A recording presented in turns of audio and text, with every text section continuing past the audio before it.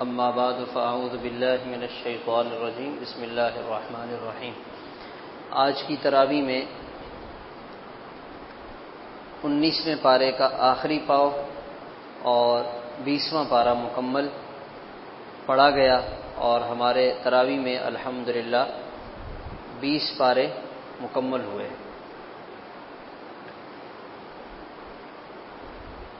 سورۃ النمل سے آج ہم نے تلاوت کا آغاز کیا ہے۔ نمل عربی زبان میں چیونٹی کو کہا جاتا ہے۔ اس سورت میں سلیمان علیہ السلام کے زمانے کی ایک چیونٹی کے واقعے کا تذکرہ ہے۔ اس مناسبت سے اس سورت کا نام سورۃ النمل رکھا گیا۔ حضرت سلیمان علیہ السلام اللہ تعالیٰ نے انہیں پوری دنیا کی بادشاہت عطا کی تھی۔ بیک وقت نبی بھی تھے اور بادشاہ بھی تھے۔ اور انبیاء کے واقعات میں ہمیں یہ بات پڑھنے کو ملتی ہے، لوگوں نے ان کی بات کا انکار کیا، جھٹلایا، ساحر کہا، مجنون کہا اور جس کے منہ میں جو آیا کہہ دیا، مگر سلیمان علیہ السلام کے بارے میں کسی نے یہ بات نہیں کی ہے، اس لیے کہ جانتے تھے کہ بادشاہ وقت ہے، اگر میں نے کچھ بولا تو جیل میں ڈالیں گے۔ اس کا مطلب یہ ہے کہ اگر اقتدار اور اختیار کے ساتھ جب کسی کے سامنے دین کی بات رکھی جاتی ہے تو اس کا اثر پھر الگ ہی ہوتا ہے۔ اقتدار اور اختیار بھی ہو اور دین کا داعی بھی ہو، اللہ کے دین کی بات کرنے والا بھی ہو، تو پھر سامنے والے کو ہمت نہیں ہوتی کہ وہ کہہ دے جی ہم دیکھیں گے۔ اب یہاں تو کوئی ایسا سلسلہ ہی نہیں ہے۔ اپنی مدد آپ کے تحت جس نے اپنے دین کو بچانا ہے، دین پہ چلنا ہے، دین کو لینا ہے، وہ خود لے رہا ہے، باقی اس کے علاوہ اوپر کی طرف سے کوئی اس پر دباؤ نہیں ہے۔ اسی وجہ سے جو اس ماحول میں دین پر چلے گا اس کو اجر و ثواب بھی زیادہ ملے گا، اس لیے کہ بعض دفعہ ڈنڈے کے زور پہ آدمی نہ چاہتے ہوئے بھی کہتا ہے کہ چلو جی میں کر لیتا ہوں، مگر وہ اندر سے اس کے لیے تیار نہیں ہوتا۔ لیکن جب آزاد ماحول ہو اور اس میں آدمی پر کسی قسم کا کوئی دباؤ نہیں ہے اور پھر بھی دین پہ چل رہا ہے تو اللہ تعالیٰ اس سے زیادہ خوش ہوتے ہیں۔ تو سلیمان علیہ السلام بادشاہ بھی ہیں، اور بادشاہ بھی ایسے ویسے انسانوں کی تمام زبانیں جانتے ہیں اور جانوروں کی زبان سمجھتے ہیں، پرندوں کی زبان سمجھتے ہیں۔ وَعُلِّمْنَا مَنطِقَ الطَّيْرِ وَأُوتِينَا مِن كُلِّ شَيْءٍ، اور جنات کو اللہ تعالیٰ نے ان کے لیے مسخر کر دیا، ہواؤں کو ان کے لیے مسخر کر دیا، تو بڑے بڑے کام ان سے لیا کرتے تھے۔ تو ایک دفعہ حضرت سلیمان علیہ السلام اپنی شاہی سواری کے ساتھ کہیں سے سفر میں تھے، گزر رہے تھے، تو انہوں نے ان کا گزر ایک چیونٹیوں کی وادی سے ہوا جہاں بہت ساری چیونٹیاں تھیں۔ تو ایک چیونٹی کہنے لگی دیگر چیونٹیوں سے، یا ایھا النمل ادخلوا مساکنکم، اپنی بلوں میں داخل ہو جاؤ ورنہ سلیمان علیہ السلام کو پتہ بھی نہیں چلے گا اور تم ان کے لشکر کے پاؤں تلے روندی جاؤ گی۔ ایک چیونٹی سب سے چھوٹی مخلوق ہو کر اس کے دل میں اپنی قوم کی ہمدردی اور خیرخواہی ہے۔ آج انسان جو اتنے بڑے مجمع کا اور اتنی بڑی جماعت اور اتنی بڑی قوم کا ذمہ دار ہے، ہمدردی اور خیرخواہی سے خالی ہے۔ آج انسان کے لیے ہمدردی والے جذبات سے محروم ہے۔ یہاں چیونٹی دوسری چیونٹیوں کے لیے ہمدردی اور خیرخواہی اپنے دل میں رکھتی ہے، اور اس کا یہ عمل اور اس کی یہ ادا اللہ تعالیٰ کو پسند آئی، اس لیے اس کو اللہ تعالیٰ نے قرآن کا حصہ بنا دیا۔ اور سلیمان علیہ السلام نے وہ فوراً اس کی آواز بھی سن لی۔ اب کتنا فاصلہ ہوگا، اللہ تعالیٰ نے وہ آواز ان تک پہنچائی اور مسکرانے لگے، اور اس کے بعد کہنے لگے یا اللہ آپ نے مجھ پر کتنے انعامات کیے اور آپ نے کیا کچھ مجھے دیا۔ ایک چیونٹی اتنا دور بول رہی ہے اور آپ مجھے وہ بھی سنا رہے ہیں اور مجھے سمجھ میں بھی آ رہا ہے کہ وہ کیا کہہ رہی ہے۔ سلیمان علیہ السلام اس پر اللہ تعالیٰ کا شکر ادا کر رہے ہیں اور دعا مانگ رہے ہیں، یا اللہ مجھے نیک بننے کی اور نیکی والی زندگی گزارنے کی توفیق عطا فرمائیے اور مجھے اپنی رحمت کے ساتھ نیک بندوں میں شامل فرمائیے۔ ایک طرف اتنی بڑی بادشاہت، اتنی بڑی حکومت، اور ایک طرف اتنی عاجزی، کسی قسم کی کوئی بڑائی نہیں ہے، کوئی تکبر نہیں ہے، کوئی انا پرستی کا یا خود نمائی کا یا خود کو دکھلانے کا جذبہ نہیں ہے۔ یا اللہ آپ نے مجھے اتنا نوازا اور آپ نے مجھے یہاں تک پہنچایا، یا اللہ مجھے شکر کرنے والا بنا، اور یا اللہ مجھے نیک عمل کرنے والا بنا۔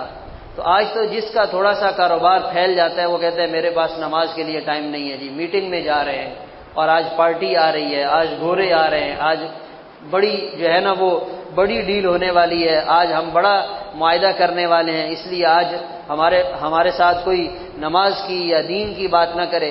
تو آج کے انسان کی یہ اوقات ہے، اور آج کا انسان مال کی فراوانی پر اور دنیا کے زیادہ آ جانے پر اپنی اوقات بھول جاتا ہے۔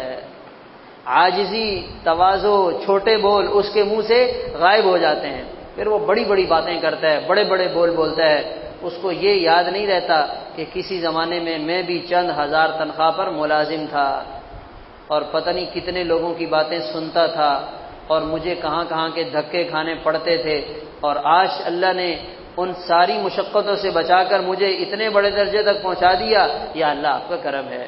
تو یہ انسان کو اللہ کا شکر گزار بننا چاہیے۔ پھر حضرت سلیمان علیہ السلام کا دوسرا واقعہ، ہدہد۔ حضرت سلیمان علیہ السلام نے پرندوں کی حاضری لی اور اس میں انہیں ہدہد نظر نہیں آیا، تو بہت زیادہ ناراض ہوئے، کہنے لگے اگر وہ ہمیں نظر نہ آیا تو ہم اسے سخت سزا دیں گے، الا یہ کہ وہ کوئی اپنا معقول عذر پیش کرے۔ ہدہد کو پرندوں نے بتایا بھائی تمہاری خیر نہیں ہے، حضرت سلیمان علیہ السلام تو بہت ناراض ہو رہے ہیں۔ وہ کہنے لگا کوئی بات نہیں ہے، اگر کوئی میرا عذر سننے کی بات ہے تو پھر میری جان بچ جائے گی۔ انہوں نے کہا یہ تو ہے کہ اگر تمہیں کوئی معقول عذر بتا دیا تو تمہیں کچھ نہیں کہا جائے گا۔ تو ہدہد آیا اور بڑے اعتماد کے ساتھ سلیمان علیہ السلام کے سامنے کھڑا ہوا، چھوٹا سا پرندہ ہے چڑیا کے برابر کا، اور اللہ نے کیا اس کو خوبصورتی دی ہے، کیا تاج اس کے سر پہ رکھا ہے۔ انسان اپنی بنائی ہوئی چیز کو کتنا بڑا سمجھ کے بیان کرتا ہے، اور اللہ تعالیٰ کی کاریگری کو کوئی اہمیت ہی نہیں دیتا۔ جو اس کے کلر ہیں، جو اس کا ڈیزائن ہے، جو اس کی خوبصورتی ہے، جو اس کا تاج ہے، انسان لگا دے پوری زندگی وہ کبھی بھی ایسی چیز نہیں بنا سکتا۔ چھوٹے چھوٹے پرندے، مختلف رنگوں والے، مختلف شکلوں والے، مختلف ڈیزائن والے، یہ سب کہاں سے ہو رہا ہے؟ اللہ اپنی قدرت سے کر رہے ہیں۔ کیا پینٹر پینٹنگ کر کے کوئی ایسی چیز بنائے گا جو اللہ تعالیٰ اوریجنل بنا کر دکھاتے ہیں کہ دیکھو یہ ہم نے اپنی قدرت سے بنایا ہے، اب اس کے اندر کالا، پیلا، نیلا، سبز اور دوسرا تیسرا کلر کہاں سے آتا ہے پرندوں میں؟ یہ اللہ اپنی قدرت سے ڈالتے ہیں۔ تو ہدہد اللہ کی قدرت کا شہکار ہے، اور اس کو اللہ تعالیٰ نے یہ خوبی دی ہے کہ یہ زمین میں پانی کی گہرائی کو معلوم کر لیتا ہے۔ کیسا تھرمامیٹر اس کے اندر لگا ہوا ہے، ایسا زبردست انجینئر ہے، ڈگری کے بغیر چونچ مار کے پتہ لگا لیتا ہے کہ پانی نیچے کتنی گہرائی میں ہے۔ سلیمان علیہ السلام اس سے یہ کام لیتے تھے، جب یہ بتا دیتا پھر جنات کو حکم ملتا ہاں بھائی تم کھدائی کرو، پھر پانی نکل آتا اور لشکر والے استعمال کرتے۔ تو یہ کہنے لگا اے اللہ کے نبی آپ کیسے بادشاہ ہیں، آپ کے بادشاہ ہوتے ہوئے میں ایسی قوم دیکھ کر آیا ہوں جو شرک میں مبتلا ہے، اور آپ کو پتہ ہی نہیں ہے، آپ نے اس پہ ایکشن ہی نہیں لیا۔ پھر اس نے تفصیل بتائی، ملکہ سبا ہے، یمن کے علاقے میں رہتی ہے، اور اس کی ایک اپنی حکومت ہے، اور اس کی ایک اپنی ریاست ہے، اور آپ کو پتہ ہی نہیں ہے، اور شرک کے اندر اور سورج کی پوجا کرنے میں لگے ہوئے ہیں۔ تو سلیمان علیہ السلام بھی بہت حیران ہوئے، کہنے لگے ہم پہلے تو تحقیق کریں گے کہ تم جو بات کہہ رہے ہو ایسی ہے یا ایویں ہی اپنی طرف سے بات کہہ دی ہے تم نے۔ سننظر اصدقت ام کنت من الکاذبین، تم نے سچ کہا یا تم نے جھوٹ بولا، ہم پہلے تحقیق کریں گے۔ سلیمان علیہ السلام تو تحقیق کرنے کی ضرورت محسوس کرتے ہیں، ہمارے پاس تو تحقیق کا ٹائم ہی نہیں ہے۔ کسی نے کسی کے بارے میں کوئی بتایا، کچھ کہا، ہم نے فوراً آگے سے کیا کر دیا؟ فیصلہ سنا دیا، بھائی وہ تو ایسا اور ویسا ہے۔ تو ہمیں تھوڑا سا کیا کرنا چاہیے؟ تھوڑا سا صبر کرنا چاہیے، کسی کے بارے میں اتنا جلدی فیصلہ نہ کریں، رائے قائم نہ کریں۔ ہم تو بس انتظار میں ہوتے ہیں کہ بھائی کوئی بات آئے اور ہم اپنی رائے دیں۔ ہم سامنے والے کا عذر تو سنیں، اس کی بات کو تو معلوم کریں، جیسے بتایا جا رہا ہے معاملہ ویسے ہے یا اس کے خلاف ہے۔ ایک دفعہ وہ حکیم لقمان علیہ السلام کا لکھا ہوا ہے کہ اگر انہوں نے اپنے بیٹے کو نصیحت کی، اگر کوئی آدمی تمہیں آ کر بتائے کہ فلاں آدمی نے میری آنکھیں نکال دی ہے اور اس کی آنکھ نکلی ہوئی تمہیں نظر بھی آ رہی ہے، تو جلد بازی نہ کرنا، پہلے جا کر اس سے معلوم کرنا کہ اس نے واقعتاً آنکھ نکالی ہے یا معاملہ کچھ اور ہے۔ ہو سکتا ہے یہ آدمی جو شکایت لگا رہا ہے، جس کی ایک آنکھ نکلی ہوئی ہے، اس نے اس بندے کی دونوں آنکھیں نکال دی ہوں۔ یہ ہو سکتا ہے کہ اس نے دونوں آنکھیں نکال دی اور اس نے بدلے میں ایک آنکھ نکالی اور مظلوم بن کے آپ کے سامنے اپنی شکایت کرتا ہے۔ تو اس لیے ہم سنی سنائی بات کو سن لیں، بس ٹھیک ہے چلو بھائی دیکھیں گے، لیکن اس پر اپنی رائے قائم نہ کریں، اپنا ذہن نہ بنائیں۔ حضرت سلیمان علیہ السلام نے خط لکھا اور ہدہد کو سفیر بنا کر بھیجا۔ سفارتکار کے لیے کس کو منتخب کیا جا رہا ہے؟ ہدہد کو منتخب کیا جا رہا ہے۔ کیا بات ہے، ایک پرندہ بادشاہ وقت سلیمان علیہ السلام کا سفیر بن کر ایک ملکہ کے پاس جا رہا ہے۔ جب یہ وہاں گیا تو اس نے اپنے حساب سے کہاں سے اس نے فضا سے وہ خط نیچے پھینکا ہوگا اور وہ کلا بازیاں کھاتے ہوئے اس کے محل میں آ کے گرا ہوگا، اور ملکہ نے اٹھایا اور اسے کھولا اور کہنے لگی انی القی الیہ کتاب کریم، ایک بہت زبردست خط آیا ہے، انہ من سلیمان و انہ بسم اللہ الرحمن الرحیم، یہ سلیمان علیہ السلام کی طرف سے ہے، اس میں بسم اللہ لکھی ہوئی ہے، اور مجھے کہا گیا ہے کہ ہمارے خلاف کسی قسم کا ہتھیار مت اٹھانا اور سیدھے مسلمان بن کر ہمارے پاس آ جاؤ۔ یہ اس خط کا مضمون تھا۔ ملکہ نے سب کو جمع کیا اپنے وزراء سے، تو وہ تو بڑے جذباتی ہو گئے، جی بس آپ آرڈر کریں، ہم تو تیار ہیں لڑنے کے لیے، جہاں آپ کا اشارہ ہوگا وہاں پر ہماری گردنیں کٹیں گی اور لڑنے مرنے کے لیے تیار ہیں۔ تو وہ سمجھدار عورت تھی، اس نے کہا ایسے جنگ لڑنا آسان کام نہیں ہوتا، انسان کٹتے ہیں، آبادیاں تباہ و برباد ہوتی ہیں۔ ایک بات فرعون کا ایک انداز تھا، فرعون نے جب بھی اپنے درباریوں کو جمع کیا نا، اس نے کہا میرا یہ فیصلہ ہے، اس نے کبھی پوچھنے کی زحمت ہی نہیں کی ہے۔ جب بھی اس نے اپنے درباریوں کو جمع کیا، میں جو کہہ رہا ہوں ما اریکم الا ما ارا، یہ میری رائے ہے، تمہیں ماننا پڑے گا۔ اور ایک یہ والا انداز ہے، ہاں بھائی بتاؤ خط آیا ہے کیا کرنا ہے۔ تو ہمارا دین بھی اس رائے کو زیادہ پسند کرتا ہے، ہم اپنے ساتھ کام کرنے والے، اپنے ہم ذہن لوگ، اپنے ساتھ چلنے والے، اپنے گھر میں رہنے والے، ان سے پوچھنا بھائی بتاؤ شادی کا موقع ہے، اس کی تیاری کیسے کرنی ہے، عید آنے والی ہے، عید کے لیے کیا کرنا ہے، یہ کام ہونے والا ہے، اس کام کو کیسے کیا جائے۔ آج ہمارا بھی مردوں کا اسٹائل کیا ہوتا ہے، الگ ہی ہوتا ہے۔ ہم سمجھتے ہیں کھانا روٹی تو صرف ہم ہی کھاتے ہیں، دوسرے لوگ تو کیا ہیں، وہ تو بس ایسے ہی ہیں۔ تو انسان کو اپنی عقل پر اتنا زیادہ غرور نہیں ہونا چاہیے۔ ٹھیک ہے آپ ماشاءاللہ تجربہ رکھتے ہیں، دنیا آپ نے دیکھی ہے، آپ دنیا کے ساتھ ڈیل کرتے ہیں اور اس معاملے میں بھی آپ کی سمجھ بوجھ زیادہ ہے، لیکن گھر والوں کا حوصلہ بڑھ جائے گا، چھوٹوں کا دل بڑا ہو جائے گا۔ حضور پاک صلی اللہ علیہ وسلم جن پر اللہ کی طرف سے براہ راست وحی آ رہی ہے، کتنے معاملات میں کیا کرتے تھے، صحابہ کرام سے رائے لیتے تھے۔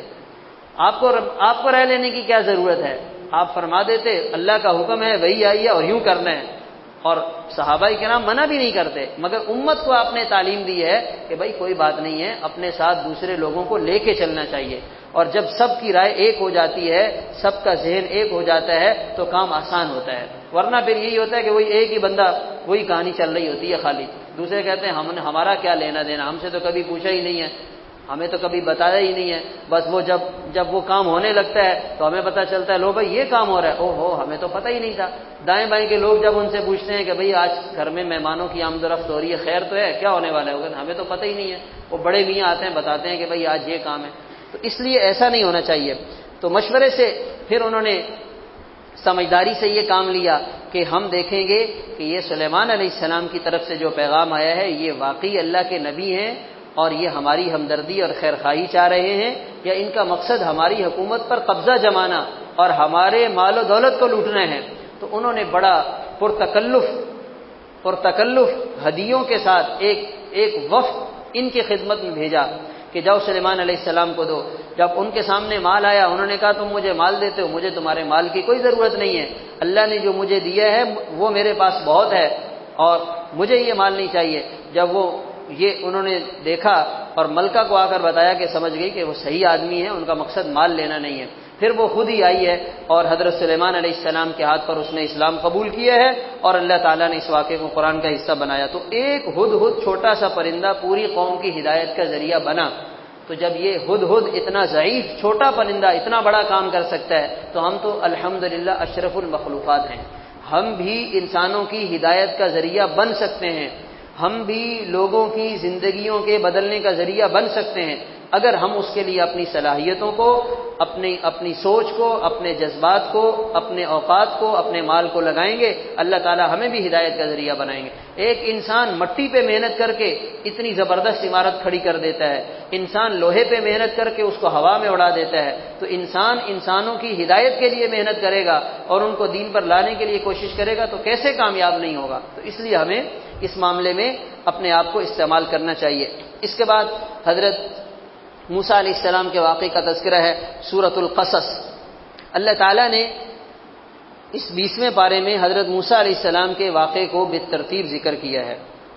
فرعون کو پتہ چلا کہ یہاں میری سلطنت میں ایک بچہ پیدا ہونے والا ہے، تو اور وہ بچہ جب بڑا ہوگا تو میری حکومت کے لیے خطرہ بنے گا، تو فرعون نے یہ فیصلہ کیا کہ میں اس بچے کو بچپن سے ہی راستے سے ہٹا کے ختم کر دیتا ہوں، قتل کروا دیتا ہوں، اور اس نے اس ایک بچے کی وجہ سے پتہ نہیں کتنے بچوں کو قتل کروایا، بے گناہ بچوں کو قتل کرواتا رہا، صرف اس لیے تاکہ میری حکومت باقی رہے۔ اور یہ ہر زمانے میں جتنے بھی یہ جو طاغوتی قوتیں ہوتی ہیں ان کا سب سے بڑا ایجنڈا اور سب سے بڑا مقصد یہ ہوتا ہے کہ ہماری حکومت، ہمارا تسلط اور ہمارا اثر و رسوخ وہ قائم رہے۔ فرعون اور آج کی جو طاغوتی طاقتیں ہیں ان میں کچھ فرق ہے۔ فرعون کا تو صرف دائرہ کار اتنا تھا کہ مصر مجھے مل جائے بس، باقی دائیں بائیں کیا ہو رہا ہے، وہاں کون بادشاہ بن رہا ہے، اس سے میری کوئی غرض نہیں ہے۔ آج کا فرعون اور آج کی طاغوتی طاقتیں یہ چاہتی ہیں کہ پوری دنیا ہمارے پاس رہے، ہمارے قبضے میں رہے، ہماری غلام بن کر رہے۔ دوسرا فرق یہ ہے، فرعون سے یہ فیصلہ کرنے میں نادانی یہ ہوئی کہ اس نے بچوں کو قتل کروایا اور اس قتل کی وجہ سے بدنام ہوا۔ آج کا فرعون اور آج کی طاغوتی طاقتیں وہ دوسرا کام کرتی ہیں، وہ کہتی ہیں پوری دنیا کی قوموں کو وہ نظام تعلیم دو، یہ اس نظام تعلیم کو پڑھ کر زندہ سلامت رہتے ہوئے ہمارے غلام بن جائیں۔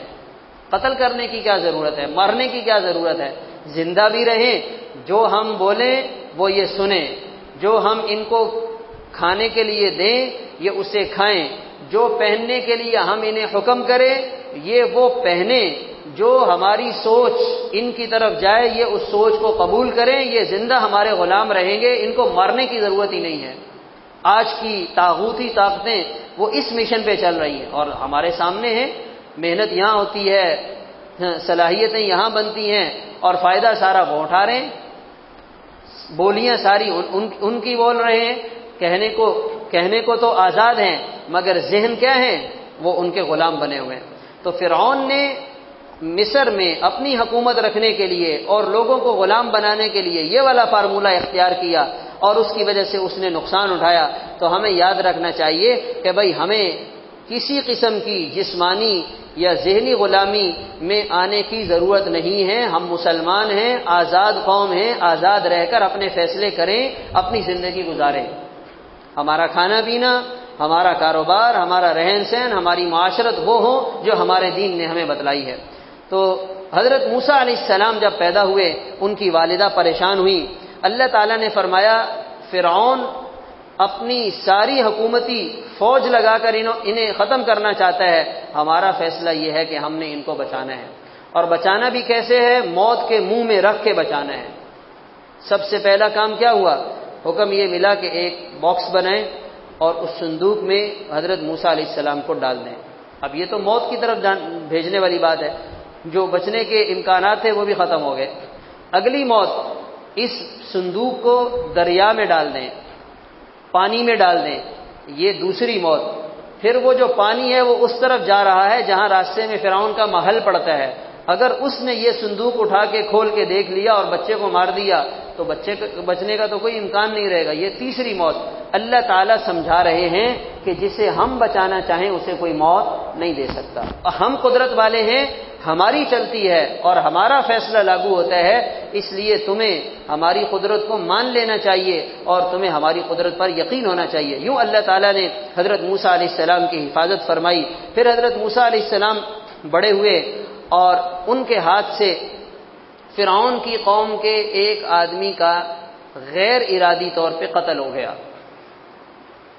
جب قتل ہوا اور پورے شہر میں شور برپا ہو گیا، ہنگامہ کھڑا ہو گیا کہ فرعون کی قوم پر کسے جرت ہوئی ہاتھ اٹھانے کی، اس لیے کہ بنی اسرائیل والے ایک عرصے سے غلامی میں چل رہے تھے۔